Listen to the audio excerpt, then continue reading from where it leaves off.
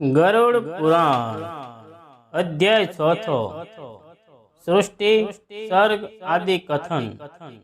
શ્રી વિષ્ણુ બોલ્યા, આમ કેવળ સત્વગુણનું અંતર્ગ્રહીને બ્રહ્માજીએ જે દેહ સ્વીકાર કર્યો હતો તેમાંથી પિતૃઓ ઉત્પન્ન થયા। પછી એ દેહનો પણ બ્રહ્માએ ત્યાગ કર્યો। એ શરીર સ્વયં દિવસ અને રાત્રિની વચ્ચેની સંધ્યારૂપ થયો હતું।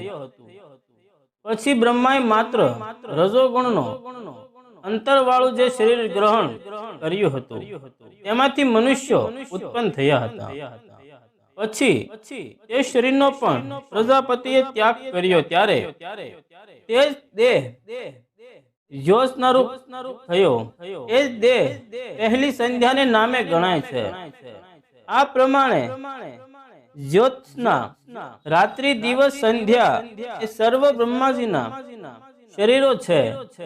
તે પછી પુનઃ બ્રહ્માજી કેવળ રજોગુણના જ અંતરવાળો જે દેહ સ્વીકાર કર્યો હતો તેમાંથી સુધા ભૂખ તથા કાળ પ્રગટ થયા હતા।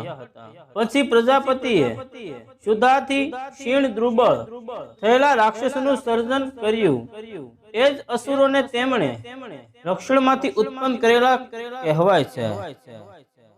વળી એ બ્રહ્માએ પોતાના પૂજન અક્ષરરૂપ કર્મમાંથી યક્ષોને ઉત્પન્ન કર્યા અને પોતાના કેશના ફેલાવા સમર્પણમાંથી સર્પોને ઉત્પન્ન કર્યા હતા।